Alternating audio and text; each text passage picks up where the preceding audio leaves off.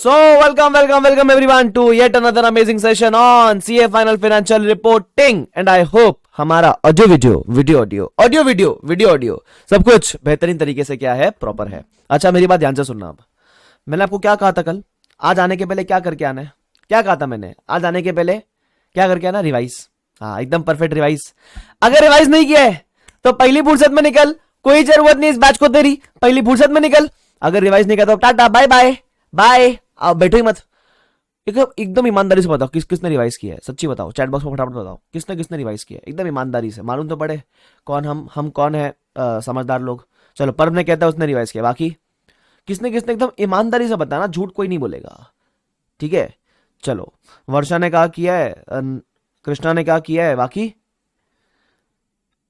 अर्पित ने कहा, विनीत ने कहा ठीक है, वर्षा, दिव्या, नलम, कृष्णा ठीक है, अभिषेक ने किया, अस्मिता ने किया, विशाल ने किया, हसन ने किया, अनिकेत ने किया, ठीक है, वेरी गुड, शानदार शानदार। देखो आपने को पता है ना कितने परसेंट लोग पास होते हैं, 10%, 12%, 15% मैक्स, बराबर। तो इतने ही लोग लास्ट तक रिवाइज करेंगे, अपने को उनमें फॉलो करना है, ठीक है। अपने को बीच में ना वो नहीं तोड़ने का लिंक।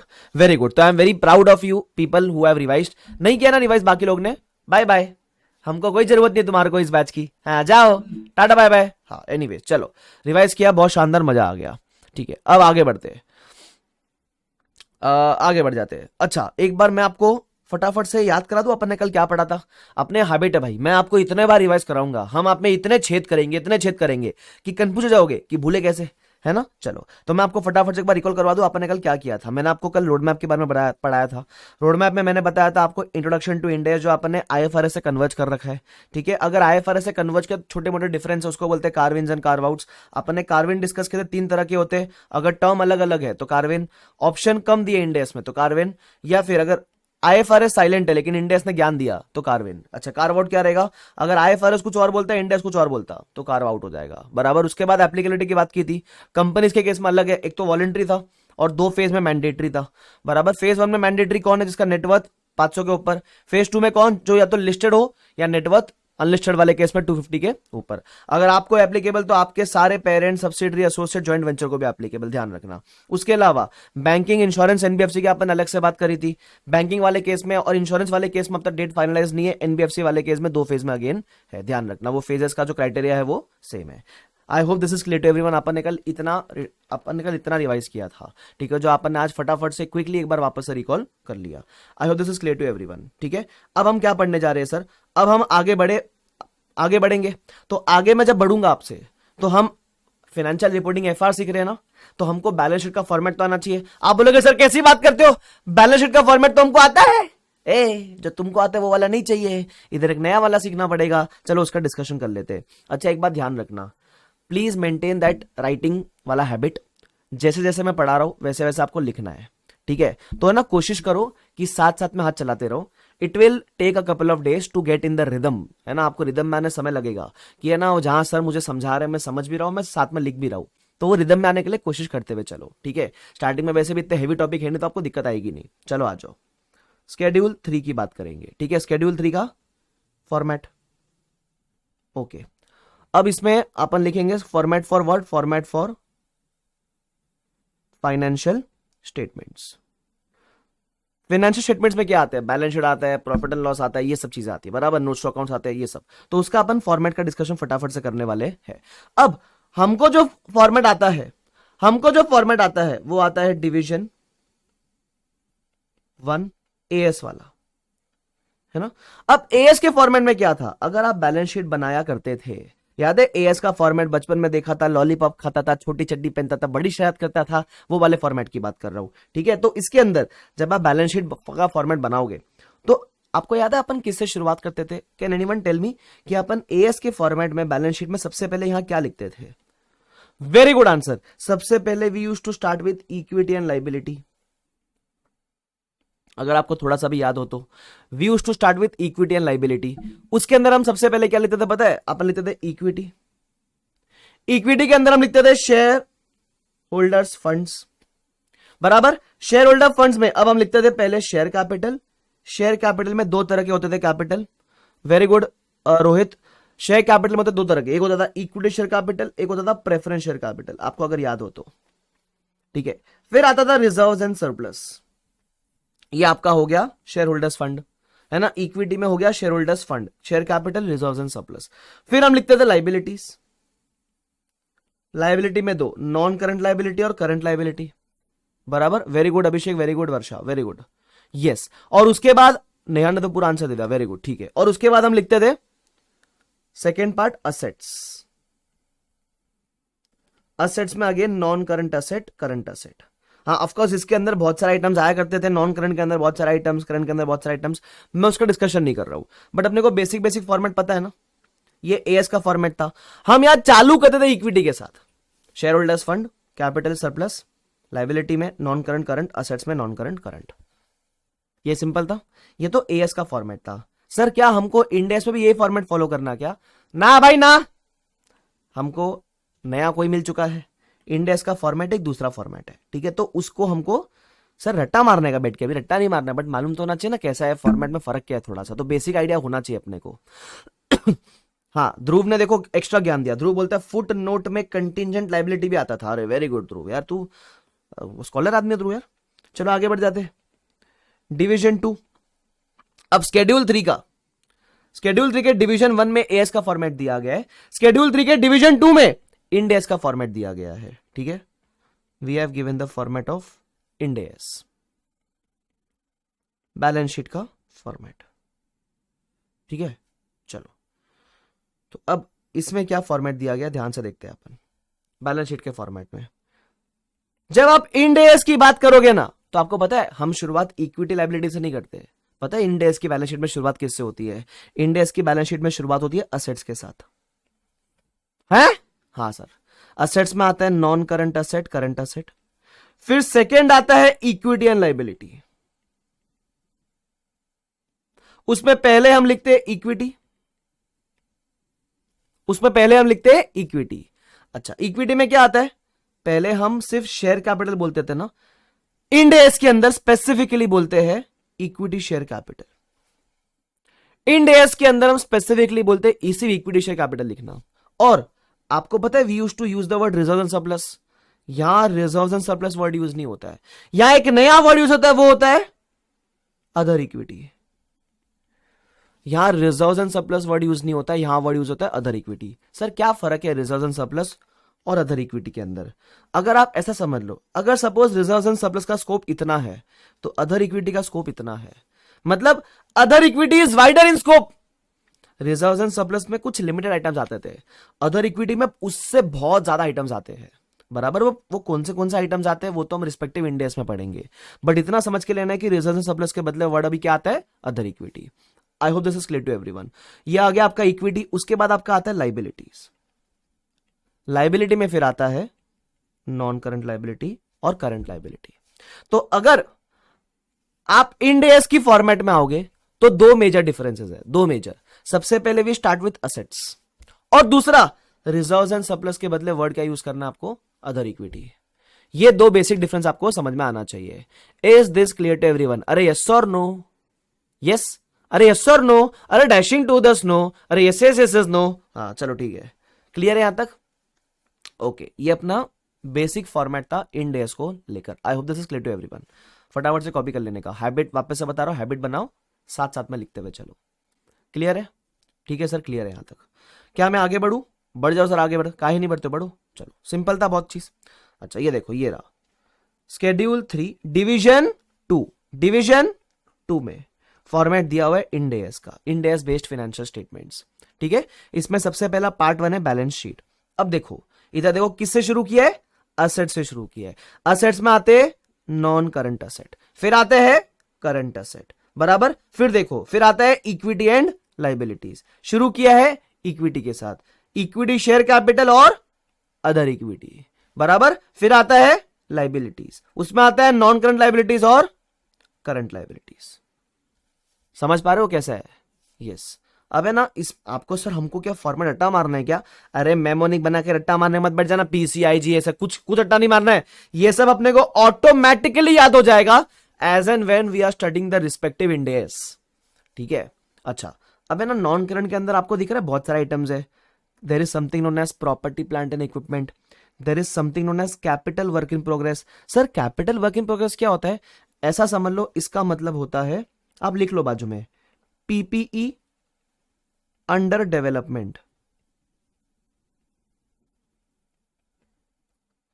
पीपीई अंडर डेवलपमेंट, इसको हम प्यार से बोलते हैं कैपिटल वर्क इन प्रोग्रेस, बराबर। फिर आता है इन्वेस्टमेंट प्रॉपर्टी। सर ये इन्वेस्टमेंट प्रॉपर्टी क्या होता है?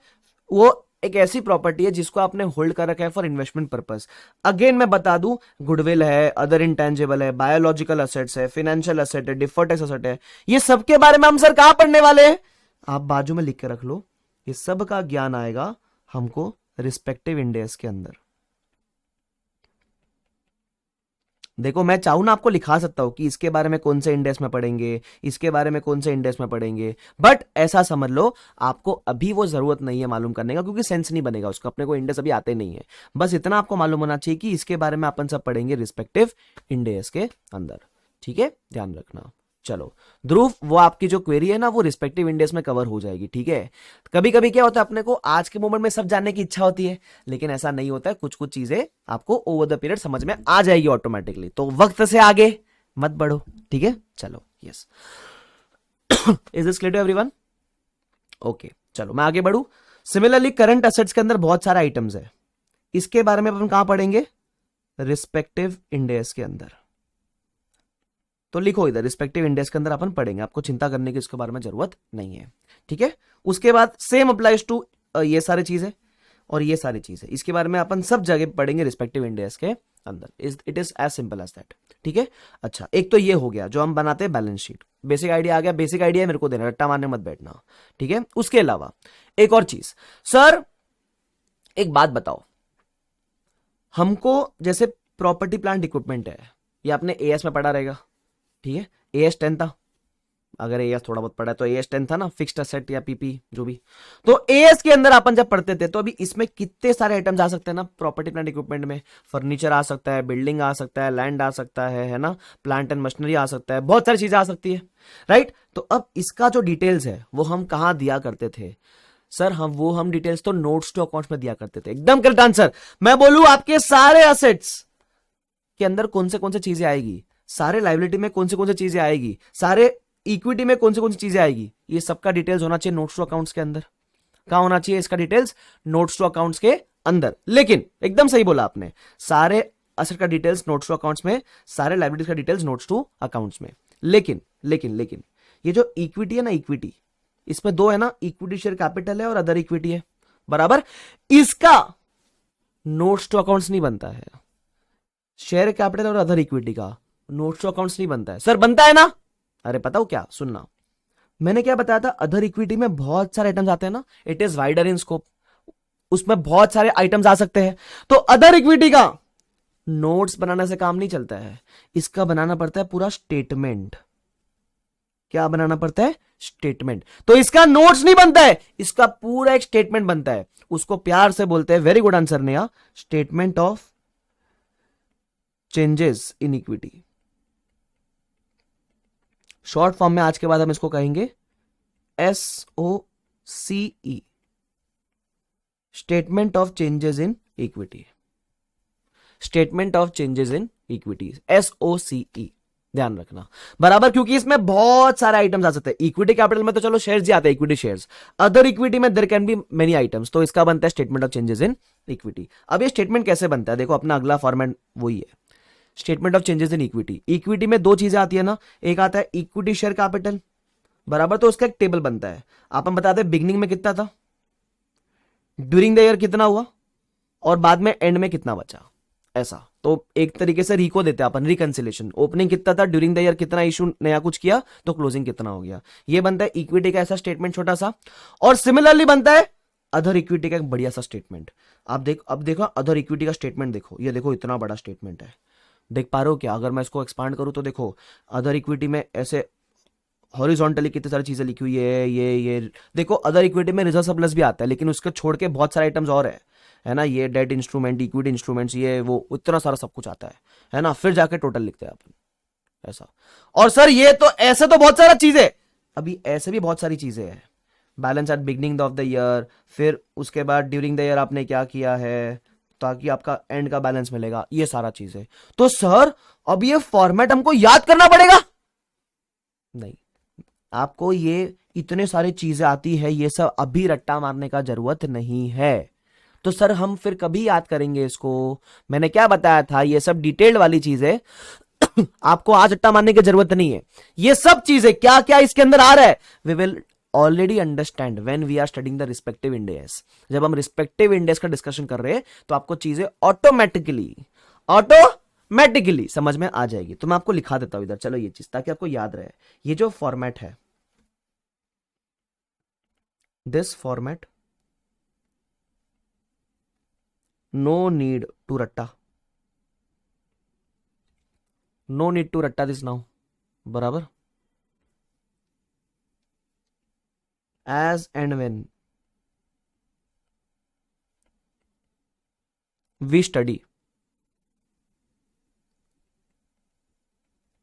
respective index, as and when we study respective index, we will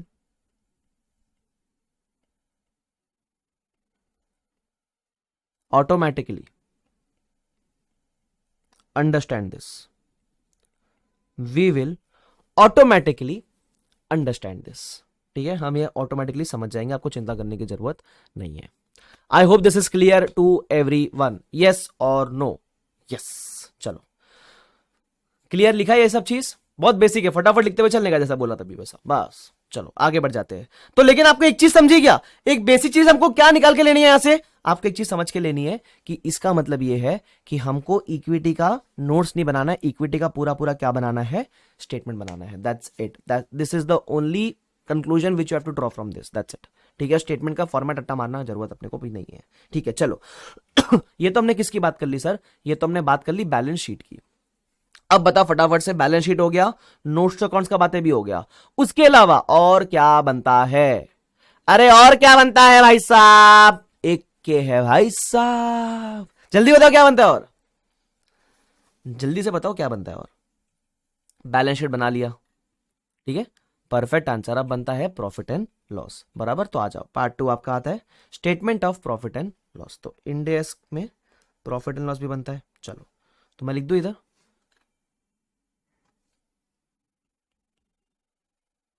अब मैं प्रॉफिट एंड लॉस सिर्फ इंडेक्स का डिस्कशन कर रहा हूं, ठीक है, इंडेक्स का। इंडेक्स में एक और चीज बनती है, statement of profit and loss.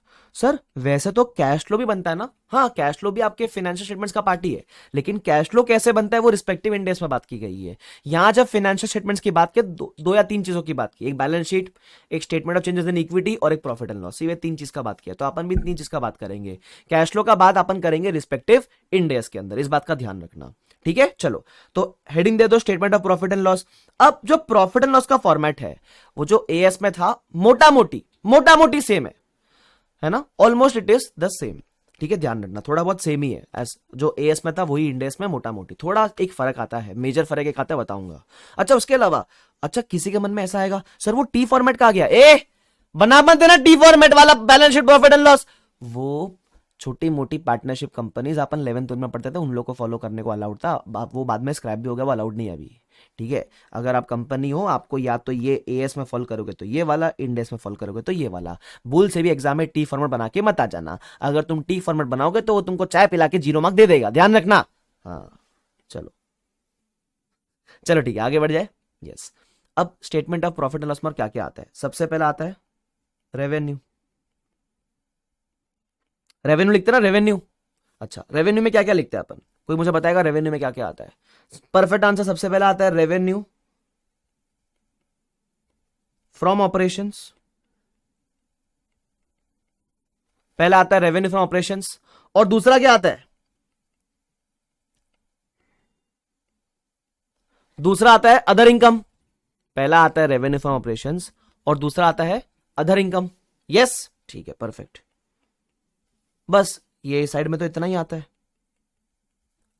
ये साइड में तो इतना ही आता है, टोटल मिला के आपको मिल जाएगा योर टोटल रेवेन्यू, ठीक है, परफेक्ट, ठीक है। रेवेन्यू के बाद आता था अपना second part, expenses. Very good Rohit, very good निराली, वेरी गुड पायल, वेरी गुड, सही है शिवांगी, वेरी गुड, चलो ठीक है। एक्सपेंसेस मेरे को वो रोहित रोहित अपने बैच में बच्चा है ना रोहित, तो मेरे को रोहित सुन के वो कोई मिल गया रोहित याद आता है। तुमको बताया क्या रहते क्वेश्चन? आला आलाओ जा रहे सब अच्छा है, सजा नहीं सब बुरे, सब जादू अच्छा है। मेरे को रोहित सुन के वो रोहित याद आता है, रोहित मेहरा। एनीवेज चलो, इसलिए मैं थोड़ा सा हंस देता हूँ कभी कभी, कोई नाम वाम पढ़ के मेरे को कुछ याद आ जाता है। एनीवेज ठीक है, चलो आ जाओ आगे। एक्सपेंसेस आता था। अब एक्सपेंस में क्या आता था? एक्सपेंस में आता था, लिखो, एक्सपेंस में use to come purchase of stock in trade. अब स्टॉक इन ट्रेड क्या होता है? अगर आप ट्रेडिंग बिजनेस में हो तो जो भी आपने अपना स्टॉक खरीदा बेचने के लिए उसको बोलते हैं purchase of stock in trade, है ना? Purchase of stock in trade. उसके बाद क्या आता था? उसके बाद आता था अपना raw material consumed. Raw material consumed. So what is the meaning of consumed? Consumed का मतलब होता है opening raw materials plus purchases minus closing raw material, ऐसा। ठीक है सर, रॉ मटेरियल कंज्यूम कौन से कंपनी में आएगा? जो एक मैन्युफैक्चरिंग कंपनी है, जो रॉ मटेरियल खरीदती है, उसको प्रोसेस करती है और फिनिश गुड्स में कन्वर्ट करती है, उसको बोलते हैं रॉ मटेरियल कंज्यूम्ड, बराबर? ठीक है, तो वो आता है। उसके अलावा आता था परफेक्ट, मुझे किसी ने ऑलरेडी आंसर किया था, केविन ने आंसर किया था, चेंजेस इन इन्वेंट्री। सर ये तो हमको ऑलरेडी आता है, मेरे को पता है तुमको आता है, लेकिन फिर भी मेरा फर्ज है ना एक बार रिवाइज कराना, बिकॉज मैं क्या अज्यूम कर रहा हूं कि आपको कुछ नहीं आता है ना? चलो, changes in inventory. Sir changes in inventory में क्या आएगा? अरे सिंपल ना, वो opening inventory minus closing inventory. अपन टी फॉर्मेट में तो लिखते थे इधर ओपनिंग और इधर क्लोजिंग, बस यहां वो एक्सपेंस साइड में ही नेट ऑफ करके दिखाते हैं, ओपनिंग माइनस क्लोजिंग करके। ठीक है, और क्या आएगा उसके बाद? आएगा बेसिक बेसिक चीजें देख लेते ना अपन। फिर आता है डेप्रीसिएशन एंड एमोटाइजेशन, और भी मुझे, मैं रैंडमली ले रहा हूं, ठीक है, एमोटाइजेशन। उसके अलावा और क्या आता है? हाँ, इंप्लॉय बेनिफिट एक्सपेंसेस। और क्या आता है? Perfect answer, finance cost. Very good answer Dhruv. Finance cost में इंटरेस्ट वगैरह जो भी आपने पे किया वो आ जाएगा। उसके अलावा चलो बाकी बोलते अदर एक्सपेंसेस, जो बच्चा कुछ वो सब आ जाएगा अदर एक्सपेंसेस के अंदर। ठीक है, तो आपका टोटल रेवेन्यू हो गया था। अब ये एक्सपेंस साइड का टोटल मारोगे तो आपको मिलेगा टोटल एक्सपेंसेस, अपने को मिलेगा टोटल एक्सपेंसेस, बराबर। और अगर अपन ए माइनस बी, इसको बी बोल दो, फिर अपने को मिलेगा प्रॉफिट बिफोर टैक्स, फिर अपन टैक्स माइनस करेंगे तो मिलेगा प्रॉफिट आफ्टर टैक्स, वो सब ठीक है। तो ये सब नेट करने के बाद आपको मिलेगा प्रॉफिट। अरे फिर तो अपने को फॉर्मेट पता है ना, फिर तो यार वही है ना, वो before tax, before exceptional items वगैरह, ये वो करके है ना, ऐसा करके। बट बेसिक आइडिया आ गया, क्या एक्सपेंस होता है, रेवेन्यू होता है, ये वो, ये प्रॉफिट एंड लॉस का स्टेटमेंट हो गया आपका। ठीक है, ऐसा आप समझ के ले लो। यहां तक सबको क्लियर है क्या? क्लियर है सबको? यस, ठीक है। तो ये आपका स्टेटमेंट ऑफ हो गया प्रॉफिट एंड लॉस। अब है ना, मैं आपको एक एग्जांपल दूंगा, ठीक है? आप है ना एक काम करना, ये जो एरिया है ना, ये पूरा पेज, ये पूरा पेज छोड़ देना आप। ठीक है, just leave that whole page. Whole मतलब एटलीस्ट 50% पेज तो छोड़ देना, ठीक है? और एक नए पेज पे, मैं तो नए पेज पे आ रहा हूं, ठीक है? चलो, अब नए पेज पे ना मैं अपन कुछ डिस्कशन करेंगे। एग्जाम्पल लिखता हूं मैं आपके लिए, तो लिखना एग्जाम्पल, लिखना बेस बिल्डिंग। अच्छा, बेस बिल्डिंग का मतलब क्या है? मैं आपका जो कंसेप्ट का बेस है वो स्ट्रॉन्ग कर रहा हूं। बेस बिल्डिंग का मतलब भाई कोई बिल्डिंग बिल्डिंग नहीं है ये। मेरे को कोई फोटो खींच के पूछना मत सर ये बिल्डिंग मतलब, मैं आपका कंसेप्ट स्ट्रॉन्ग कर रहा हूं बेसिकली। बेस बिल्डिंग का मतलब होता है conceptually we are going to be strong little bit, तो मैं उसकी बात कर रहा हूं, ठीक है? चलो सपोज सुनना, सपोज अपना ये अपने पास ये है, कौन है? रोहित। आला जादू। तो रोहित के पापा ने रोहित को एक लैंड, रोहित के पापा ने एक लैंड ली थी, पता है, लैंड। ठीक है, लैंड थी, रोहित के पापा के पास एक लैंड थी। ओके, तो वो ये लैंड अगर आप एएस में बात करोगे, एएस मतलब अकाउंटिंग स्टैंडर्ड्स, ठीक है? तो एएस पता है अच्छा ये लैंड कब खरीदी उन्होंने? ये लैंड उन्होंने खरीदी 1995 में, बहुत पहले 1995 में लैंड परचेज किया।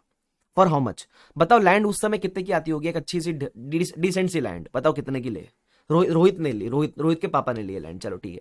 तो कितने की आई? 10 लाख रुपए की आ गई, 10 लाख रुपीज की आ गई। Okay sir, very good. अच्छा, जब ये लैंड रिकॉर्ड करेगा तो ये लैंड कौन से वैल्यू पे रिकॉर्ड करेगा? मुझे बताओ, लैंड की जर्नल एंट्री क्या होगी in this case? What will be the journal entry for the land? जब लैंड परचेज किया रहेगा रोहित के पापा ने, है ना, जब लैंड रोहित के पापा ने परचेज किया रहेगा तो जर्नल एंट्री क्या होगी? तो journal entry would have been land account debit, मतलब जब लैंड खरीदा तो land to cash bank 10 lakhs 10 lakhs, यही होगा, यही होगा। यस ठीक है, तो land account debit to cash bank, ये land account debit to cash bank, ये एंट्री मारी होगी 10 lakhs 10 lakhs। ठीक है, land to bank, very good answer. ठीक है, तो अब ये लैंड उन्होंने परचेज किया। अब एएस जो है ना, एएस बड़ा कंजर्वेटिव है। एएस इज ऑफ ओल्ड ख्याल, जो पुराने माँ बाप होते हैं ना, अरेंज मैरिज ही करने का, बाहर नहीं जाने का, रात को घूमने का नहीं, डिस्को में नहीं नाचने का, वैसे। तो एएस एक बात बोलता था कि हमेशा किस पे रखो, you will always follow the cost model, you will always follow the cost model. इसका मतलब आप चीजों को हिस्टोरिकल कॉस्ट पे रखोगे। ये बात आपको भी पता है कि है ना, वो थोड़ा सा आदम बाबा के जमाने का था, तो बोलता था कॉस्ट मॉडल पे रखने का, हिस्टोरिकल कॉस्ट पे रखने का। मैंने बोला ओके वेरी गुड, कोई दिक्कत वाली बात नहीं है। अब आगे बढ़ते हैं। तो ये ना हर साल सिर्फ 10 lakhs पे दिख रही है। अब रोहित के पापा का छोटा मोटा बिजनेस था, ठीक है, turnover might be in lakhs, 70-80 lakhs का टर्नओवर, ठीक है, ऐसा। अब हुआ क्या, अब आया लेट्स से ईयर 2028, कितने साल के बाद, अब काउंट कर लेना, इतने साल के बाद, बहुत सालों के बाद आया 2028, 2028 है ना। रोहित के पापा ने सोचा कि यार अब चलो लैंड बेच ही देते हैं। लैंड क्या करते, बेच ही देते। बट बेचने के पहले सुनना, मुझे ये बता दो, मेरे बुक्स में लैंड कौन से वैल्यू पे दिख रही है, उसको प्यार से बोलते हैं कैरिंग अमाउंट। जो बुक्स में आपके वैल्यू पे दिख रही है उसको हम कैरिंग अमाउंट कहते हैं, बराबर। तो आपके बुक्स में लैंड कौन से वैल्यू पे दिख रही है ये बता दो फटाफट से। तो आप कहोगे सर हमारे बुक्स में तो आपने हिस्टोरिकल कॉस्ट पे रखा है, तो हमारे बुक्स में तो लैंड अभी भी 10 lakhs पे दिख रही है। हमारे बुक्स में तो लैंड अभी भी 10 lakhs पे दिख रही है। Very good answer Mansi, very good Miftah, very good Vineet, ठीक है, एकदम सही आंसर दिया आपने। ठीक है, अब इसी लैंड को हमने क्या किया, हमने बेच दिया। We sold this land, sold for how much, sold for ₹5 crores in 2028। हमने इस लैंड को 5 करोड़ में बेच दिया। हाँ सर इतना महंगा, अरे भाई आपको पता है ना प्रॉपर्टी का रेट 1995 में और अभी में जमीन आसमान का फर्क है। तभी कोई चीज 10 lakhs की होगी तो आज वो पक्का 5 करोड़ में बिकी होगी, ऐसा। तो हमने क्या किया, हमने इस लैंड को बेच दिया इन 5 करोड़। मजा आ गया एकदम ही। ठीक है, अब मेरे को जर्नल एंट्री मारनी है सेल की। देखो अपन आधी चीजें सीखते हैं जर्नल एंट्री के थ्रू, ठीक है, अपने को वही समझता है बेटर। तो जर्नल एंट्री के थ्रू अपन एंट्री कैसे मारेंगे। देखो मेरे को बेचने पे क्या आता है, पैसा आता है ना, कैश इज रिसीव्ड, तो कैश बैंक अकाउंट डेबिट करेंगे बेसिक। तो we will say cash bank account debit, 5 crore rupees आ गया। What is going out, land is going out, तो debit what comes in, credit what goes out, तो मैं बोलेगा to land account. अब ये लैंड बाहर जा रही है, जो लैंड बाहर जाती है, आप लैंड को 5 शेयर में बाहर नहीं करोगे येड़े की तरह, ये कर मत देना येड़े की तरह 5 पे बाहर। बाहर जाने वाली चीज इस दुनिया में हमेशा कैरिंग अमाउंट पे बाहर जाती है ना। बाहर जाने वाली चीज इस दुनिया में हमेशा कैरिंग अमाउंट पे बाहर जाती है। तो आप बाहर कौन से वैल्यू पे करोगे, 10 lakhs पे करोगे। बाहर आपने कर दिया 10 lakhs पे, तो बैलेंसिंग फिगर आता है ना कुछ। सर वो बैलेंसिंग फिगर कहां जाएगा फिर, अरे वही तो आपका है, क्या है, प्रॉफिट। तो आप बोलोगे to profit on sale of land, credit side में डिफरेंस आया तो profit, to profit on sale of land, which will go in profit and loss, it will be how much, 4.9 crores, which will be how much, 4.9 crores। ठीक है, ये आपका पूरा entry हो गया, ध्यान रखना, क्लियर। प्रॉफिट एंड लॉस में अपन रिकॉर्ड करेंगे, फिर प्रॉफिट एंड लॉस में आपके रिजर्व में एक्यूमुलेट हो जाएगा, वो सब ठीक है। चलो अब अरे बेसिक बातें कर लेते हैं, सबको समझता है ये वाला पार्ट क्या। प्रॉफिट हो गया मेरे को लैंड के सेल पे इतना। ये एंट्री मैंने कौन से ईयर में मारी होगी, ये एंट्री मैंने मारी होगी 2028 में। ठीक है, अब इस कंपनी को इवैल्यूएट करते हैं, ये कंपनी को आज कितना प्रॉफिट हो गया, 4.9 CR। ठीक है, अब मैं आपको बता रहा हूं सुनना, ये कंपनी जो थी 1995 से थी, इसका नॉर्मली टर्नओवर ही सिर्फ 80 lakhs 90 lakhs 70 lakhs ऐसा इसका टर्नओवर हुआ करता था। ठीक है, अब आप इस कंपनी के शेयर होल्डर हो, आप क्या हो, इस कंपनी के शेयर होल्डर हो। आपने देखा अचानक से एक साल में टर्नओवर तो छोड़, इनका प्रॉफिट ही 4.9 सीआर। शेयर होल्डर को लगेगा अरे बाप रे, कंपनी ने क्या धमाकेदार परफॉर्मेंस दिया है ना, एकदम नाच के दिखाया बढ़िया वाला, और क्या प्रॉफिट जनरेट किया है, वाह, इस कंपनी के तो शेयर खरीद लेने चाहिए हमको, इतनी प्रॉफिटेबल कंपनी है। लेकिन एक बात बताओ, क्या ये सस्टेनेबल प्रॉफिट है क्या ये प्रॉफिट आपको हर साल होने वाला है क्या? नहीं। क्या ये प्रॉफिट आपको आपके मेन बिजनेस से हुआ क्या? नहीं। वो तो आपने एक लैंड बेचा तो एबनॉर्मल प्रॉफिट हो गया, वो शायद फ्यूचर में रिकर भी ना करे, फ्यूचर में रीऑकर भी ना हो ये प्रॉफिट। तो ये जब इतना सारा प्रॉफिट बुक होता है ना एक साथ, तो it sends a wrong message to the shareholders. इतना सारा प्रॉफिट देख के सबको लगता है कि कंपनी ने बहुत ही गजब परफॉर्मेंस दिया है, लेकिन रियलिटी में ऐसा नहीं है। रियलिटी में ये तो एक पुरानी लैंड बेची है जिसका आज आपको सारा प्रॉफिट मिला है। अब एक बात सोच समझ के बताना, ये जो प्रॉफिट है 4.9 सीआर का, ये जो प्रॉफिट है 4.9 सीआर का, ये आपने कहा तो सही कि हुआ है इन द ईयर 2028, लेकिन मुझे एक बात बताओ, ये जितना भी प्रॉफिट हुआ है, क्या ये सिर्फ 2028 में हुआ है या ये ओवर द पीरियड ऑफ 1995 से 2028 में हुआ है? वापस से सर, ये जो प्रॉफिट है ये सिर्फ 2028 का प्रॉफिट है या ये जो लैंड की वैल्यू अप्रिशिएट हुई थी ये ओवर द पीरियड ऑफ 1995 से 2028, that is over the period of 32 years ये हुई थी, 33 ईयर्स। क्या ये एक साल का प्रॉफिट होना चाहिए या ये over a period of 33 years book होना चाहिए? सोच समझ के बताओ, क्या ये प्रॉफिट 1 ईयर का है या इसमें appreciation over the period of 33 years हुआ है? एकदम करेक्ट आंसर केविन, पायल, लक्ष्मी, वेरी गुड। ये सर प्रॉफिट तो हर साल थोड़ा थोड़ा इंक्रीज हुआ रहेगा ना, अचानक थोड़े ना कि लैंड की वैल्यू एक ही साल में सीधा 10 से 4.5 करोड़ पे पहुंच गई। ये जो इंक्रीमेंट हुआ है लैंड की वैल्यू में, ये हर साल थोड़ा थोड़ा होना चाहिए था। तो अगर आप थोड़ा थोड़ा गेन हर साल बुक करते हुए चलते तो ये नौबत नहीं आती। अगर आप गेन हर साल बुक करते हुए चलते तो ये नौबत नहीं आती। तो यहां प्रॉब्लम हो गया। ये प्रॉब्लम इसलिए हुआ बिकॉज एएस ने बाबा आदम के जमाने का अप्रोच फॉलो करवाया, that is cost approach follow करवाया। ठीक है, अब हम आते हैं किसके ऊपर? अब हम आते हैं इंडेस के ऊपर। ठीक है, अब हुआ क्या सुनना मजा आएगा अभी, it is very interesting. This was case 1 जो एएस फॉलो करवा रहा था। ठीक है, अब ऊपर वाले एग्जाम्पल का केस 2 फॉलो कर लेते हैं। केस 2 इंडेस। अब इंडेस क्या बोलते हैं सुनना। इंडेस बोलता है आप असेट को एक बार परचेस करोगे तब तो आप कॉस्ट पे परचेस करोगे, परचेस करते समय तो आप 10 लाख पे रिकॉर्ड करोगे, बट एवरी ईयर एंड पे इंडेस ने आपको ऑप्शन दिया।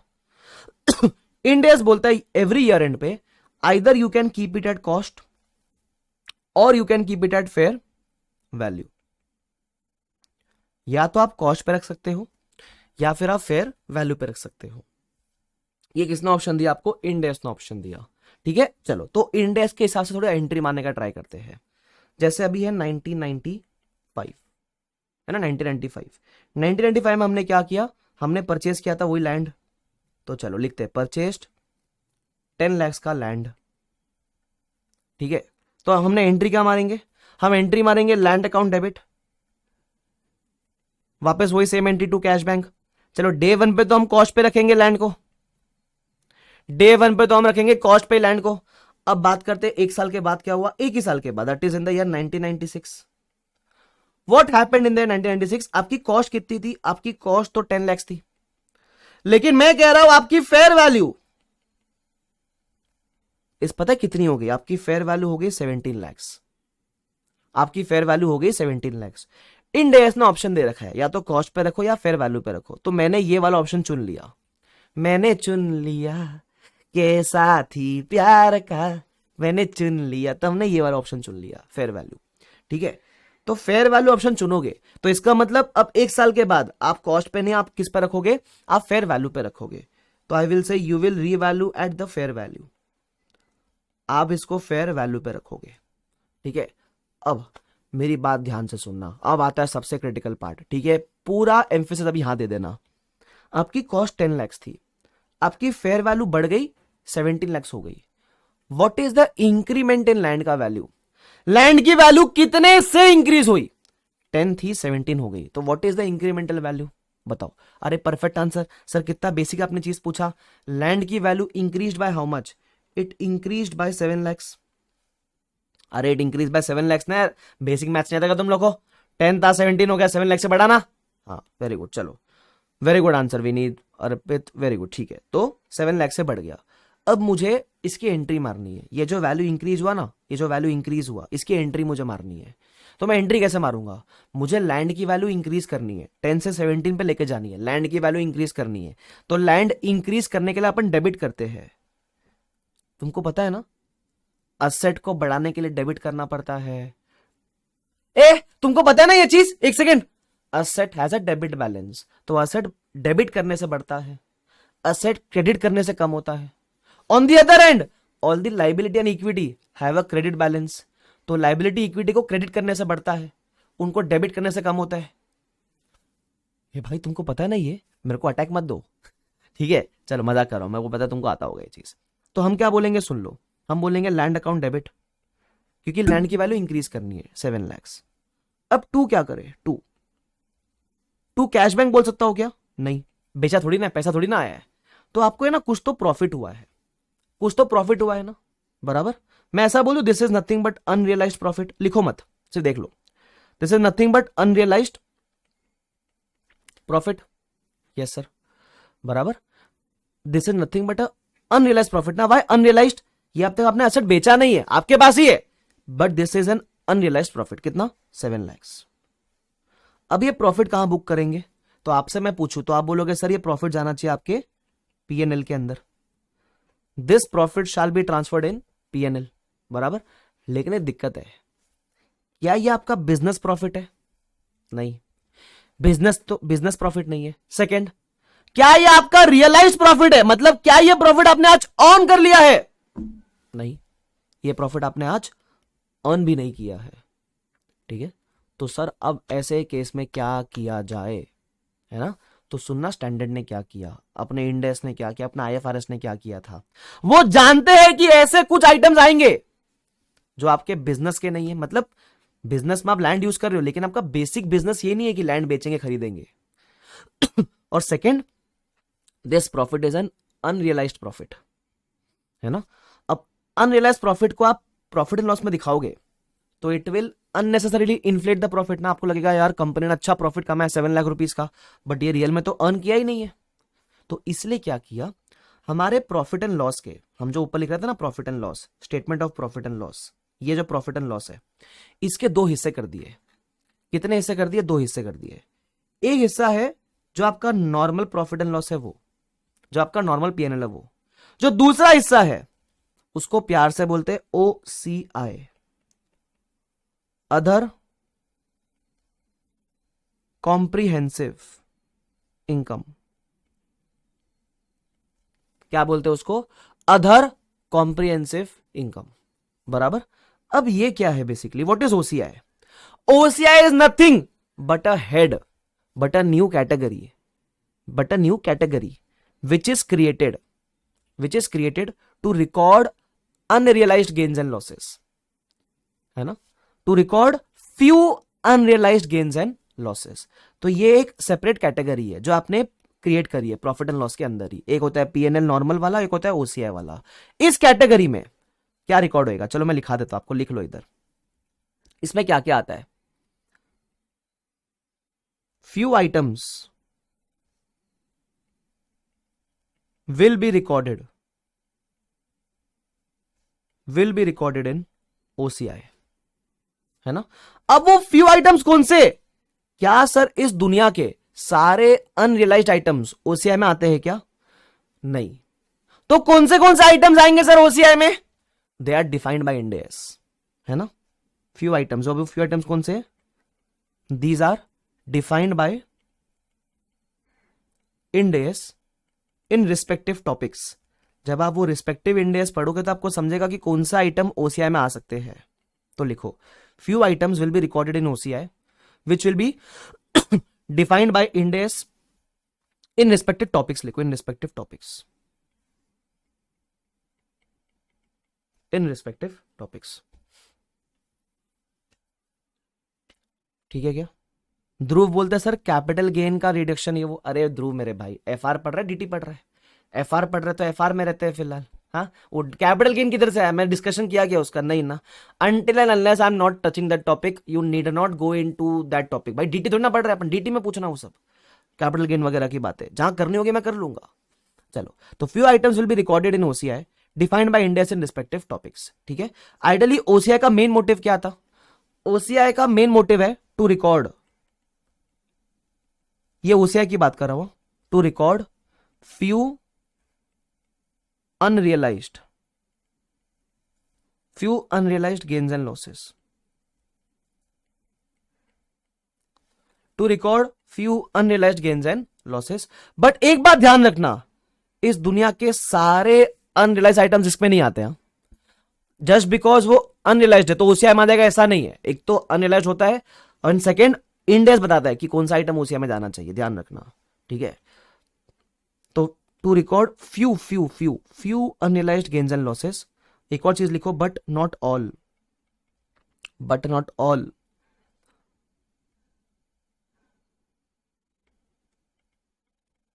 unrealized items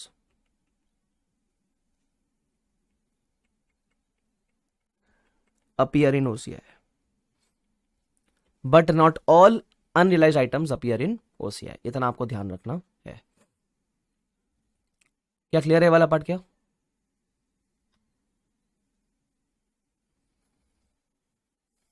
यस, ये लिख लो इधर, लिख के हुआ तो डी करके बोलना, डी ऐसा डी करके लिख देना, डी डी मतलब डन, तो डी करके लिखना चैट बॉक्स के अंदर, तो मेरे को समझेगा आपका लिखकर हो गया।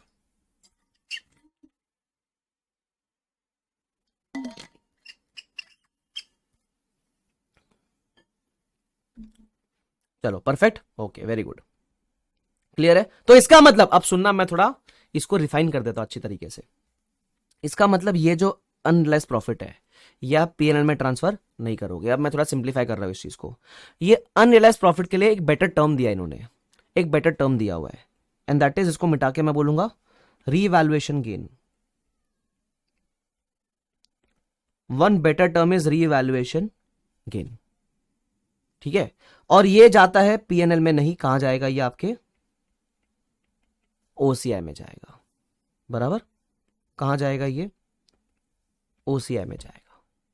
यस, ध्यान रखना।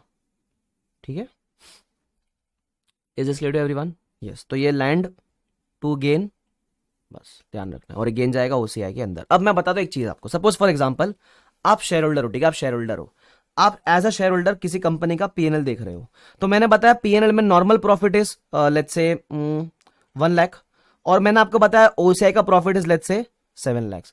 तो मैं बोलूं आपको क्लियरली देखकर समझ रहा है कि कंपनी का जो unrealised portion it is 7 lakh, तो ये प्रॉफिट को अपने को ढंग से देखना नहीं चाहिए। मेन इस प्रॉफिट को देखकर जज करना चाहिए कंपनी कैसा परफॉर्म कर रही है ना। वरना ऑन दी अदर हैंड अगर मैं बोलता पूरा पीएनएल 8 लाख, तो आपको लगता है कंपनी का परफॉर्मेंस तगड़ा है, लेकिन जैसे मैंने बाइफरकेशन दिखाया आपके लिए इंटरप्रिटेशन क्लियर हो गया ना कि यार कंपनी का परफॉर्मेंस ये देखकर मत जज करो, ये देखकर जज करो, ऐसा। तो ये इसका मोटिव था। तो ये इसलिए आता है other comprehensive income, OCI, other comprehensive income, full form लिखा है ना उसका, yes, other comprehensive income.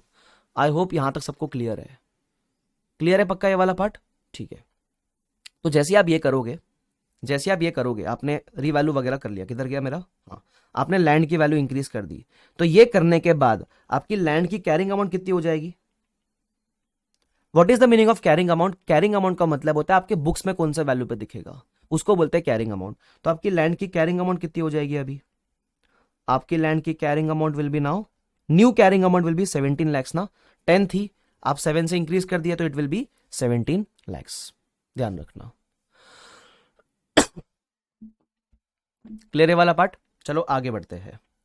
Sir if this is for someone not having business related to land, but what if someone is having business to land, अरे उस case में बाबा वो PP नहीं, वो उस केस में इन्वेंट्री बन जाएगी। लैंड को बेचना खरीदना बिजनेस है तो land will be inventory for him, उस केस में इन्वेंट्री के प्रोविजंस अप्लाई होंगे। ठीक है, वो रिस्पेक्टिव इंडेक्स में आएगा बाबा, टेंशन मत लो। अरे तुम लोग को एक बात समझाता हूं, देखो तुम लोग को पता है एंड से प्रॉब्लम क्या हो रही है, कुछ लोग के एंड से तुम लोग को चाहिए कि सर आप अभी के अभी मेरे को हर तरीके से बता दो क्या होएगा।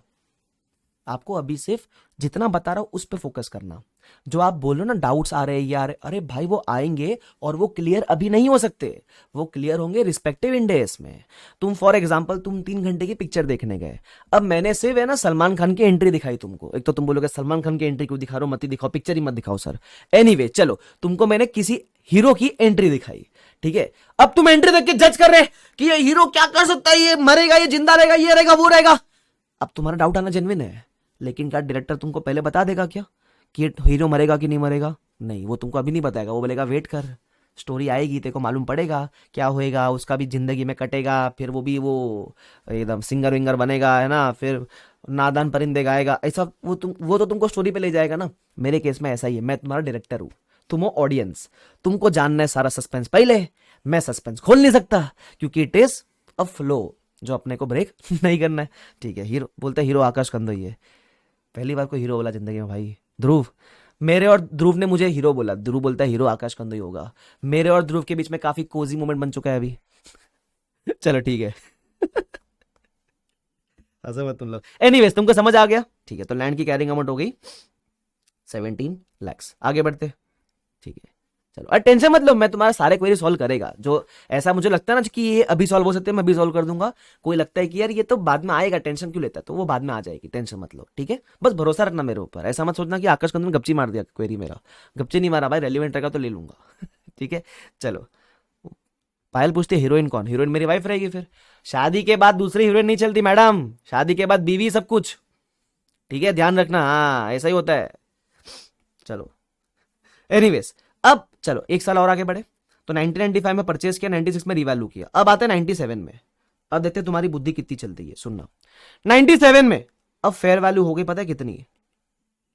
अब फेयर वैल्यू हो गई 20 lakhs। फेयर वैल्यू कितनी होगी? फेयर वैल्यू 20 lakhs हो गई।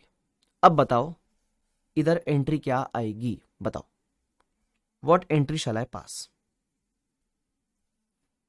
जर्नल एंट्री, या तो तुम अपने किताब में खुद पास करो, या फिर मुझे चैट बॉक्स में लिख के बताओ। फेयर वैल्यू अभी 20 हो गई, तो मैं एंट्री क्या पास करूंगा? बेचा नहीं है मैंने, सिर्फ फेयर वैल्यू बढ़ी है। तो उस केस में सर सेम चीज, आप बोलोगे लैंड अकाउंट डेबिट, लैंड वापस से बढ़ गया। अब क्योंकि ये वापस से अनरियलाइज्ड गेन है, तो आप बोलोगे टू रीवैल्यूएशन गेन, बराबर करेक्ट। और ये रीवैल्यूएशन गेन कहां जाएगा? पीएनएल में कि ओसीआई में? ये जाएगा आपके ओसीआई में। वेरी गुड, क्योंकि अनरियलाइज्ड है ना ये, तो जाएगा ओसीआई में। अब इसका वैल्यू कितना रहेगा? वैल्यू सबसे पहले मुझे किसने आंसर किया है? सबसे पहले मुझे इसकी वैल्यू आंसर की मानसी ने, वो एकदम करेक्ट आंसर किया है। अब आप गेन कितना रिकॉर्ड करोगे? आपका गेन आएगा सिर्फ 3 लाख। सर 3 लाख कैसे आया? अरे 17 थी अभी प्रीवियस ईयर तक, क्योंकि आप 10 से 17 पे लेकर आ गए थे। अब 17 से कितनी होगी? 20 होगी, तो और कितनी वैल्यू बढ़ी? 3 लाख से बढ़ी ना वैल्यू, सिंपल यार, बराबर। तो 3 लाख से आपकी वैल्यू बढ़ गई। और वेरी गुड। तो अगर मैं आपसे पूछूं अब ये गेन बुक करने के बाद व्हाट इज माय लैंड का रिवाइज्ड कैरिंग अमाउंट? लैंड का कैरिंग अमाउंट कितना हो जाएगा अपने लिए? तो it will become how much? 20 lakhs। Land का carrying amount will be 20 lakhs, simple, clear. चलो ठीक है, ये भी समझ गया। अब आपके लिए मैं थोड़ा सा चीज देखता हूं, तुम्हारी बुद्धि कितनी चलती है। लैंड की कैरिंग अमाउंट 20 lakhs हो गया, मान लिया सबने, ठीक है। 1998, एक साल और बाद, ऐसा मान लेते सपोज कि मैंने ये लैंड का सेल कर दिया, सपोज बेच ही दिया, थर्ड ईयर में बेच दिया। चलो सेल कितने में किया? Of 22 lakhs। Sale for 22 lakhs sale कर दिया ऑफ लैंड। कितने में बेचा? 22 lakhs में बेच दिया। इसकी एंट्री क्या रहेगी अभी?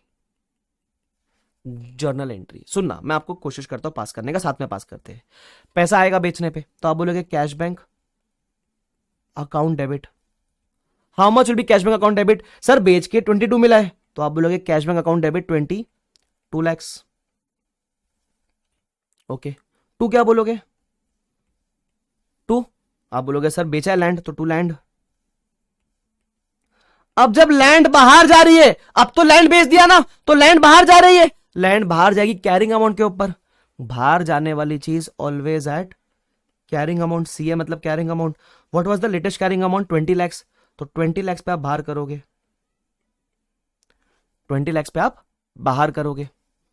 अब क्या मैं अभी भी जो गेन आता है, गेन आ रहा है ना, क्या मैं अभी भी ये गेन ओसीआई में ट्रांसफर करूंगा क्या? नहीं नहीं नहीं नहीं नहीं, अभी ओसीआई नॉई चौलबे। क्यों? अरे बाबा लैंड बेच दिया है, अब तो ये प्रॉफिट हो गया रियलाइज्ड।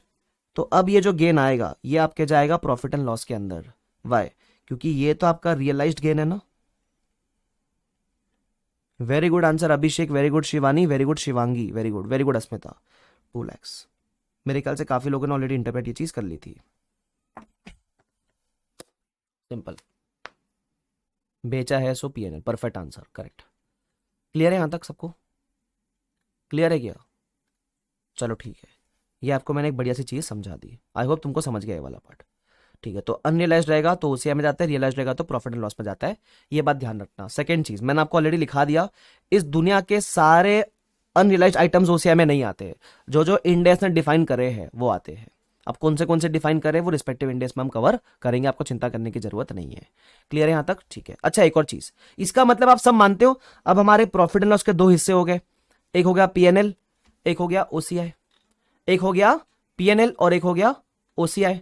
तो है ना, ये जो मेरा सेक्शन था पहला वाला रेवेन्यू एक्सपेंसेस, ये मेरा पीएनएल वाला सेक्शन था। कौन सा सेक्शन था? पीएनएल वाला।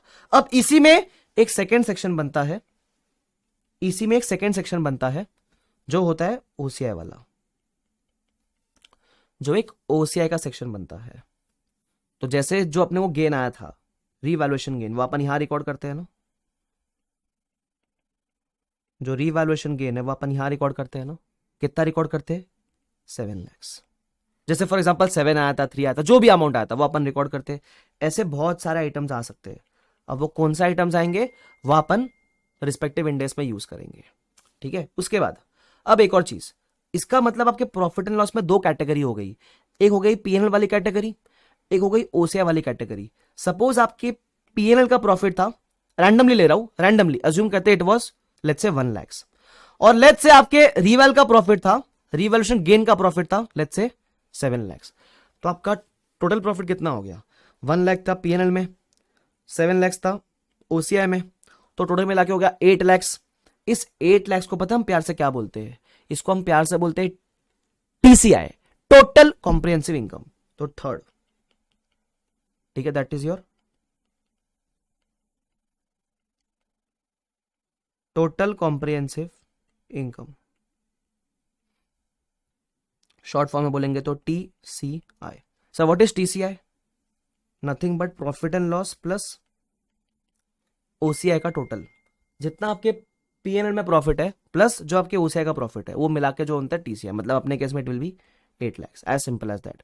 ये जितना भी मैंने पोर्शन रेड में लिखा है, रेड में, ये रेड वाला पोर्शन नया है ना इन इंडेस, ये आपने कभी एएस वगैरह में डिस्कस नहीं किया होगा। ये है नया पोर्शन इंडेस का। Are you guys clear till here? Yes, चलो बहुत ही शानदार, बहुत ही जानदार, मजेदार, वेरी गुड। ठीक है, बढ़ सकते हैं क्या आगे? यस, बढ़ सकते हैं आगे। यस, चलो, अच्छा, क्लियर है, क्रिस्टल क्लियर? यस, चलो। किसी ने कहा सर नेट लैग हो गया था, एक बार रिपीट कर दो। तो नेट लैग वालों के लिए मैं एक बार रिपीट कर देता हूँ। सुनना, मैंने सिंपल सी चीज बोली। मैंने बोला आपके प्रॉफिट एंड लॉस में 2 कैटेगरीज बन गई, एक हो गया उस पीएनएल, एक हो गया ओसीआई, है ना। तो पीएनएल का प्रॉफिट आप अलग से रिकॉर्ड कर रहे हो, ओसीआई का कैटेगरी बना के अलग से आइटम्स लिख रहे हो। ये दोनों का प्रॉफिट का टोटल मिला के उसको बोलते हैं टीसीआई, टोटल कॉम्प्रिहेंसिव इनकम। बस इतना ही मैंने बताया आपको, और कुछ नहीं बोला। ठीक है, ध्यान रखना। चलो, क्लियर? आगे बढ़ जाते हैं। ये आपसे मैंने क्या डिस्कशन किया? प्रॉफिट एंड लॉस का डिस्कशन किया, शेड्यूल 3 का डिस्कशन किया। ठीक है, ध्यान रखना। अच्छा, अब इधर आ जाओ शेड्यूल 3 के अंदर। ये देखो, ठीक है, अब सुन लो, अब खत्म नहीं हुआ कहानी, अभी भी और बात करनी बाकी है। रचना आएगा, आप जो पूछ रहे हो ना क्या होगा उसका, आएगा, चिंता मत करो। अभी तो इतना ज्ञान दिया कि वक्त से आगे मत बढ़ो, सब बताऊंगा मैं। चलो सुन लो इधर, ये आपका रहा प्रॉफिट एंड लॉस। ठीक है, ये देखो, पहला रेवेन्यू फ्रॉम ऑपरेशंस, फिर अदर इनकम, टोटल इनकम मिलेगा, फिर आएंगे सारे एक्सपेंसेस, टोटल एक्सपेंसेस मिलेंगे, फिर आपको मिलेगा profit loss before exceptional items and taxes, फिर एक्सेप्शनल माइनस करोगे तो प्रॉफिट लॉस बिफोर टैक्स मिलेगा। ठीक है, अच्छा, एएस में there used to be an extraordinary item, वो एक्स्ट्रा ऑर्डिनरी आइटम, वो एक्स्ट्रा ऑर्डिनरी आइटम अभी इंडेस में एग्जिस्ट नहीं करता है। ठीक है, एक्स्ट्रा ऑर्डिनरी आइटम इंडेस में एग्जिस्ट नहीं करता है, ध्यान रखना। ठीक है, तो प्रॉफिट लॉस बिफोर टैक्स मिलेगा, फिर आएगा टैक्स एक्सपेंसेस, फिर आपको मिलेगा प्रॉफिट लॉस फ्रॉम कंटिन्यूइंग, फिर उसमें डिसकंटिन्यूइंग अलग से दिखाते हैं। ये कंटिन्यू डिसकंटिन्यूइंग क्या है ये अपन अलग से इंडेक्स में कवर करते हैं। ठीक है, मुझे मेन क्या दिखाना है ये देखो, बेसिकली आपको मिल गया profit loss for the period, PNL वाला प्रॉफिट आपको मिल जाता है। उसी के नीचे दिखाया हुआ है ओसीआई वाला profit, other comprehensive income, if you can see clearly. उसके बाद दिखाया हुआ है ओसीआई वाला प्रॉफिट, ठीक है। फिर पीएनएल और ओसीआई दोनों को मिला के बोलते हैं TCI, total comprehensive income, comprising of profit and loss and other comprehensive income. ये आपको बेसिक फॉर्मेट समझ के लेना होता है। फिर ऑफकोर्स अपन ईपीएस वगैरह भी रिपोर्ट करते हैं, इतना आपको ध्यान रखना है, ठीक है, ध्यान रखना। चलो उसके बाद अब ओसीआई में कौन से आइटम्स आते हैं, other comprehensive income shall be classified into, ऐसा। तो इसमें ना लिस्ट दिया हुआ आइटम्स का कि ये सारे आइटम्स आते हैं, ये सारे आइटम्स आते हैं, ऐसा करके वो लिस्ट दिया हुआ है। वो लिस्ट अपन समझेंगे बाद में। ये लिस्ट के बारे में, ये लिस्ट के बारे में अपन कहां पढ़ेंगे, ये लिस्ट के बारे में हम पढ़ेंगे इन, लिख दो respective end S.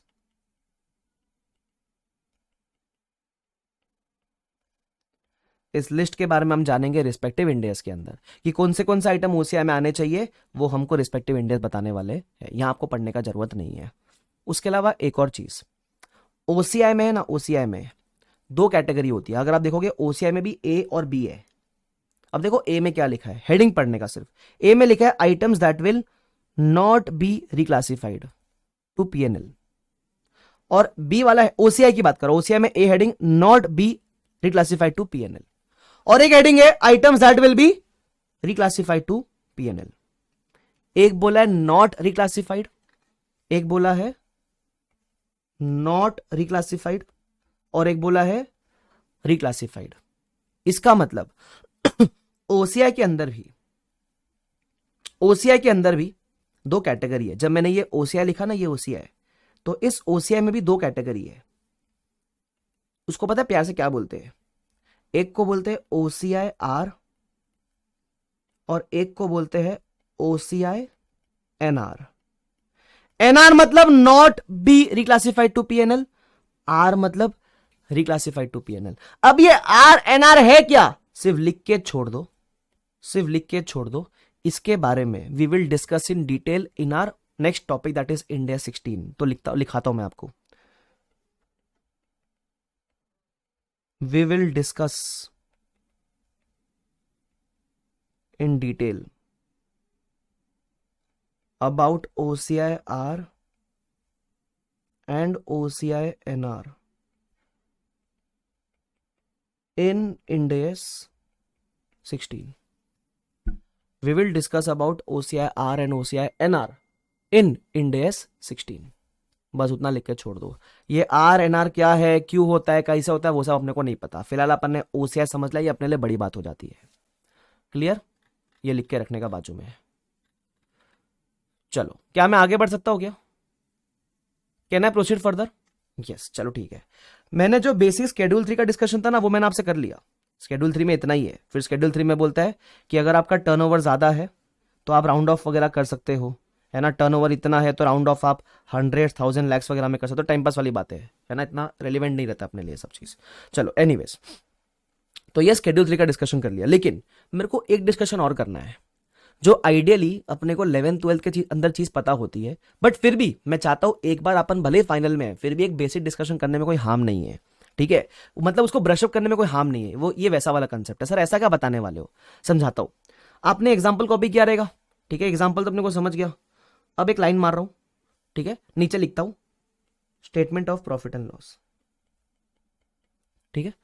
Profit and loss के मैंने आपको क्या बताया, दो हिस्से होते हैं, एक होता है पीएनएल, एक होता है ओसीआई। दोनों को मिला के क्या बनता है, TCI, that is total comprehensive income. ये पता है आपको चीज। अच्छा, एक और चीज आपको पता है, profit and loss for the year बनता है, मतलब प्रॉफिट एंड लॉस 12 मंथ्स का बनता है, but balance sheet as on date बनती है, बैलेंस शीट टिल डेट की बनती है। पता है आपको ये चीज? नहीं पता तो बता दिया मैंने आपको, ठीक है। तो प्रॉफिट एंड लॉस बनता है आपका फॉर द ईयर। जैसे अभी सपोज आपका ईयर चालू है 27-28, तो ये बनता है फॉर द ईयर 27-28, मतलब एक साल में कितना प्रॉफिट कमाया, वैसा ऐसा होता है, बराबर। Profit loss for the year बनता है। चलो एक काम करते हैं, सपोज मैं बात करूं 1996 की, रैंडमली मैं फिगर्स ले रहा हूं, ठीक है, रैंडम फिगर्स ले रहा हूं मैं। तो पहले मैं पीएनएल की बात करता हूं।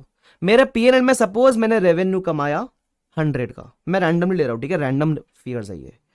रेवेन्यू कमाने में मैंने एक्सपेंसेस इंकर किए, 70 के मैंने एक्सपेंसेस इंकर किए। ये फिगर्स कहां से ऐसा 70-30, ये 170, ये अज्यूम किया मैंने, अज्यूम किया, ठीक है, कि मैंने रेवेन्यू कमाया 100 का, एक्सपेंस किया 70 का, तो मेरा नेट प्रॉफिट कितने का हो जाता है?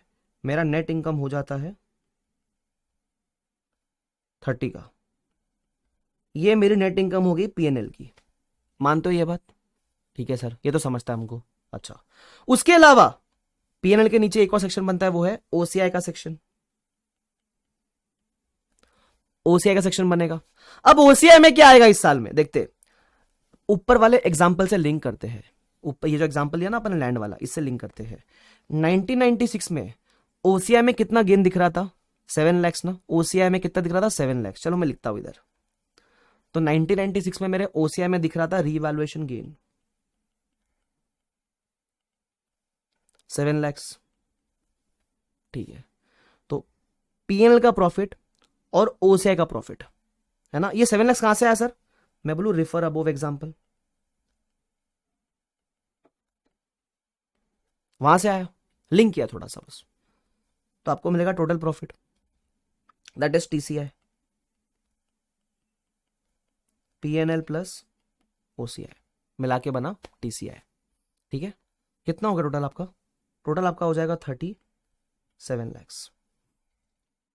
टोटल कितना हो जाएगा आपका? 37 लैक्स। क्लियर है यहां तक? यस सर क्लियर है, ओके, कोई दिक्कत वाली बात नहीं है। अब मैं आपको बता रहा हूं, ये जो आप प्रॉफिट कमाते हो, इसका होता क्या है? आपको पता है इसका क्या होता है? ये जो आपने प्रॉफिट कमाया, ये आपके रिजर्व्स में अक्यूमुलेट होते हैं। जो आपके प्रॉफिट कमाते हो वो हर साल आपके रिजर्व्स में ऐड होते हुए चलते हैं, है ना। तो suppose upon profit and loss के अलावा बनाते हैं बैलेंस शीट बाजू में। चलो, आपको पता है बैलेंस शीट बनती है एज ऑन डेट, ठीक है। तो बैलेंस शीट में एक हेड होता है। जैसे अभी इंडेस में तो रिजर्व एंड सरप्लस नहीं है, इंडेस में क्या टर्म यूज करते हैं अपन रिजर्व एंड सरप्लस के बदले? आपको मैंने बताया था, याद है आपको? इंडेस में भी use the term, perfect answer, other equity use करते हैं सर। तो इंडेस में होता है अदर इक्विटी, ठीक है। इंडेस में क्या होता है? Other equity. तो जो आपने प्रॉफिट कमाया, अगर आपने इसको बांटा नहीं है डिविडेंड के फॉर्म में, तो ये आपके पास रह जाएगा प्रॉफिट, ठीक है। तो ये प्रॉफिट का होगा क्या? तो ये जो आपका पीएनएल का प्रॉफिट है, जो आपका ये वाला प्रॉफिट है, this will get transfer to retained earnings. Other equity में बहुत सारे हेड थे, याद है आपको? बहुत सारी चीजें थी अदर इक्विटी में। तो ये जो आपका नॉर्मल प्रॉफिट है, it gets transfer to retained earnings.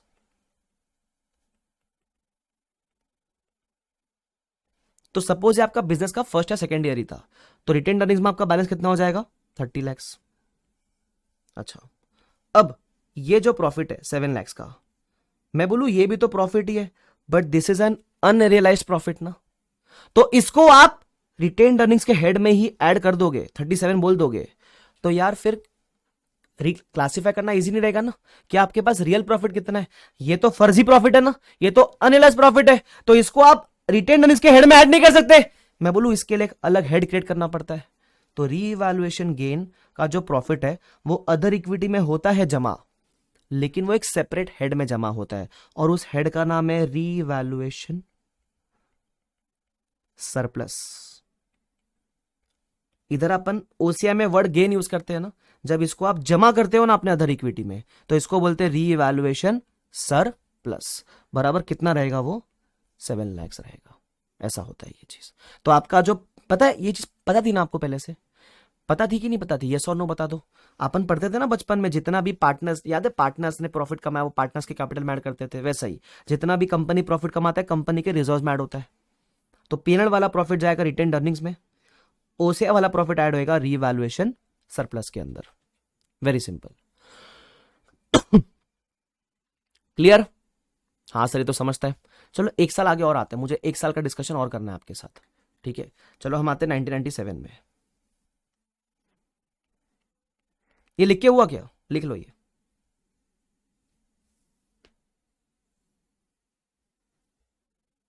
Yes पता था, वेरी गुड। चलो इसको रीवैल्यूएशन सरप्लस, रीवैल्यूएशन रिजर्व जो बोलना है बोलो, चलता है। यस नहीं, हाँ कोई भी टर्म चलेगा उसके लिए, ठीक है। चलो अब आगे आ जाओ। अच्छा हस्तिक बोलते नहीं नहीं हमको तो नहीं पता था। हस्तिक आप साइंस बैकग्राउंड से थे क्या? बताओ। नहीं तो ऑप्शन था क्या अकाउंट्स आपका? मजाक कर रहा हूँ भाई, मेरे मजाक को कोई सीरियसली मत लेना। कभी कभी भाई लोग गुस्सा हो जाते हैं कि ये क्या रे कंदोई बहुत ज्यादा बोल रहा है तू, तो घर पे आके मेरे कोई क्राइम पेट्रोल का सीन मत करना है कि तेरे को दिखाते आज क्या रे क्या नहीं आता था साइंस बैकग्राउंड से, मजाक। ठीक है, ये सिद्धार्थ इट इज सेम। चलो आगे बढ़े, ये आगे बढ़ते हैं सर। अब आता है 1997। अगेन अपन बनाएंगे स्टेटमेंट ऑफ पीएनएल। ये बनता है फॉर द ईयर, ये बनता है फॉर द ईयर, मतलब से उसी साल का बनेगा। ठीक है चलो अब सपोज अगेन पीएनएल में अपन कुछ रैंडम फिगर्स अज्यूम करते हैं। सपोज मेरा रेवेन्यू था 80, मेरे एक्सपेंस थे 60। ये कहां से आया सर 80 60? अज्यूम किया, लिख दो अज्यूम किया, वरना ढूंढते बैठोगे कहां से लिखा है सर ने ये। ठीक है तो आपकी इनकम कितनी हो गई पीएनएल की? 20 लैक्स। अच्छा ओसीआई में 1997 में कितना गेन हुआ था जरा ऊपर जाके देखते हैं, अपन एग्जांपल से लिंक करते हैं। 1997 में ओसीआई में गेन हुआ था 3 लैक्स का, तो मैं लिख दूं ओसीआई में गेन था 3 लैक्स का। तो ओसीआई में रीवैल्यूएशन गेन था। अब ओसीआई में जब गेन लिखोगे तो सिर्फ 1997 का ही लिखना, क्योंकि profit and loss for the year बनता है, समझ रहे हो आप? तो कितना लिखेंगे रीवैल्यूएशन गेन? अपन लिखेंगे 3 लैक्स। टोटल कितना हो गया आपका? उसको बोलते हैं टीसीआई। 20 प्लस 3 तो कितना हो गया? 23 लैक्स। 23 लैक्स हो गया। क्लियर है यहां तक क्या? यस सर क्लियर है। ओके आगे बात करूं? करो ना सर आगे बात, काहे नहीं करते हो? करो। ओके अब आता है जब ये प्रॉफिट भी आप जमा करोगे अपने अदर इक्विटी में, तो बैलेंस शीट होती है आपकी as on date. Balance sheet आपकी होती है एज ऑन डेट। ठीक है अब वापस से आप लिखोगे अदर इक्विटी। अब ये बार बार आप एज ऑन डेट क्या कर रहे हो? एज ऑन डेट का मतलब होता है टिल डेट का बैलेंस। अभी सपोज ये जो आपका प्रॉफिट है ये जाता है रिटेन्ड अर्निंग्स के अंदर जो पीएनएल का प्रॉफिट है, और जो ओसीआई का प्रॉफिट है ये जाएगा आपका रीवैल्यूएशन रिजर्व के अंदर। तो अब होता कैसे सुनना, when you right retained earnings तो इसके अंदर एज ऑन डेट का फिगर होता है। रचना ने एकदम करेक्ट आंसर किया है। रिटेन्ड अर्निंग्स में आप सिर्फ 20 नहीं लिखोगे, पहले पुराने वाले साल का ओपनिंग लिखोगे। जैसे प्रीवियस ईयर में आपका 30 था ना, तो ये आपका बन जाता है ओपनिंग रिटेन्ड अर्निंग्स। पहले आप बोलोगे ओपनिंग था 30 लैक्स, फिर आप बोलोगे प्लस प्लस प्लस जो आपने कब कमाया? ड्यूरिंग द ईयर कमाया 20 लैक्स। तो आपका रिटेन्ड अर्निंग्स टोटल कितना हो जाता है? 50 lakhs. Very good answer Mansi. इसका मतलब आपका बैलेंस शीट में जो फिगर्स है वो टिल डेट का क्यूमुलेटिव फिगर्स है, लेकिन जो प्रॉफिट एंड लॉस में फिगर दिखता है वो सिर्फ उसी साल का दिखता है। We show it only for that respective year, ऐसा। अच्छा सिमिलरली जो अपना है रीवैल्यूएशन सरप्लस या रिजर्व, जो बोलना है उसको बोलो, एक ही बात है यार, नाम अलग है काम तो सेम ही है ना। इसमें भी पहले ओपनिंग कितना दिख रहा था? ओपनिंग था अपना पहले मेरे ख्याल से प्रीवियस ईयर से 7 लैक्स बराबर, प्लस जो आपने कमाया during the year.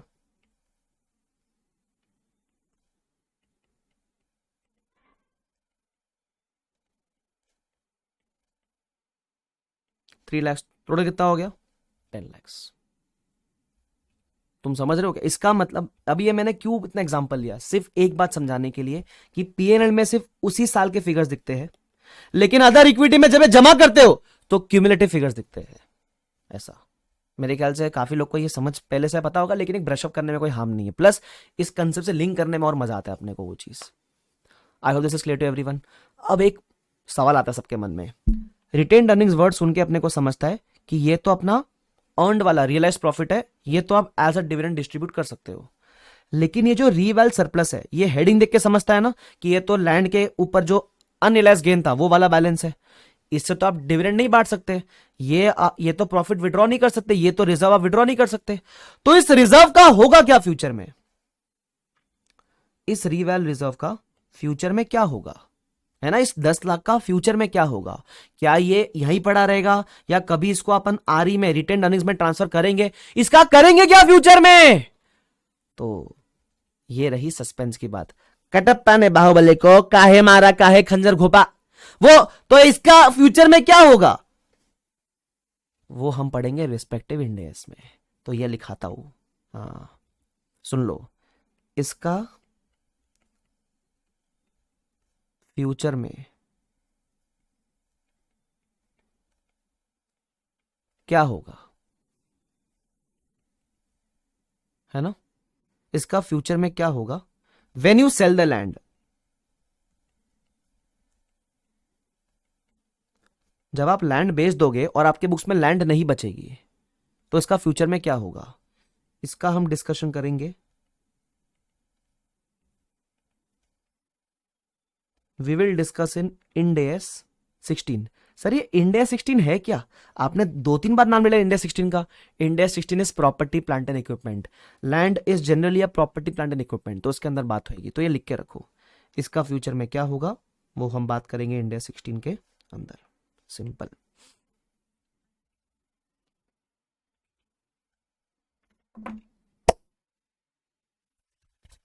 Clear. O hero लोग क्लियर है क्या,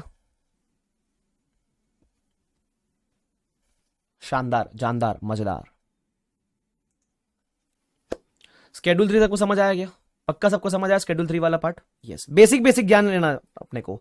ऑफ कोर्स इसके बहुत सारे डिटेल्स अपने को रिस्पेक्टिव इंडेक्स में मालूम पड़ने वाले, but I can not refrain from the fact कि अपने को बेसिक ज्ञान तो होना चाहिए। जैसे असेट्स पहले आता है, ये पहले आता है, ये वो करके, ठीक है। अब इसको ऑफ कोर्स मैं रिवाइज कराऊंगा, लेकिन आज के डे एंड पे रिवाइज कराऊंगा, ठीक है। जितना भी आपने ने पढ़ा है मैं पूरा आपको रिकॉल करवा दूंगा, और घर पे जाने के बाद आपको एक बार पढ़ना है, ध्यान रखना, ठीक है। Yes. Sir ICS study mat देखना जरूरी है क्या, मैंने सब कवर कर रखा है, आपको अलग से कुछ उसमें से करने की जरूरत नहीं है। आपको सिर्फ अंदर से कभी ना खुजली मस्ती की चेक तो कर ले सर ने कवर किया है कि नहीं किया, तो you can open and see, but everything is covered in a book itself. आपको अलग से कुछ देखने का जरूरत नहीं है, जितना मैं बताऊंगा उतना करते हुए चलना बस, ठीक है। चलो, सो schedule 3 is done and dusted. अच्छा मतलब एक टॉपिक खत्म हो जाता है अपना, ये पूरा टॉपिक था पता है आपको, रोड मैप एंड शेड्यूल 3 जो आपने कवर किया ना, road map and schedule 3 topic था पूरा, तो पूरा टॉपिक अपना हो जाता है, ठीक है। ये रोड मैप वगैरह तो इसमें एप्लीकेबिलिटी थी, शेड्यूल 3 में तो फॉर्मेट वगैरह था।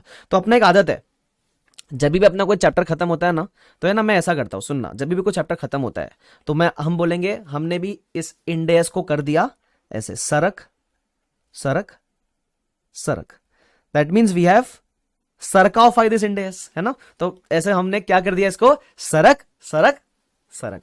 तो ये इंडेस हो गया, सरक सरक सरक, इंडेस नहीं है बेसिकली, टॉपिक हो गया सरक सरक सरक। चलो अब we deserve a small break, we can take a small break, और स्मॉल ब्रेक के बाद हम एक नया टॉपिक शुरू करने वाले हैं, and that is going to be Ind AS 16। बहुत शानदार टॉपिक है, मस्त है, इजी टॉपिक है, बढ़िया टॉपिक है, स्कोरिंग टॉपिक है, मजा आएगा वो पढ़ने में। इंडेस 16 का नाम है पीपीई। पीपीई का मतलब, अरे वो तुम्हारा कोविड का पीपीई किट नहीं है, उसका मतलब है प्रॉपर्टी प्लांट एंड इक्विपमेंट, तो अपन वो कवर करने वाले, ठीक है। तो अपन एक स्मॉल सा लेते हैं ब्रेक, एंड देन ब्रेक के बाद we can start with our new topic, ठीक है। क्लियर यहां तक, चलो शानदार, let's take a small break. मैं लेक्चर एंड कर देता हूं, ठीक है। चलो फिर अब ब्रेक के बाद मिलते हैं।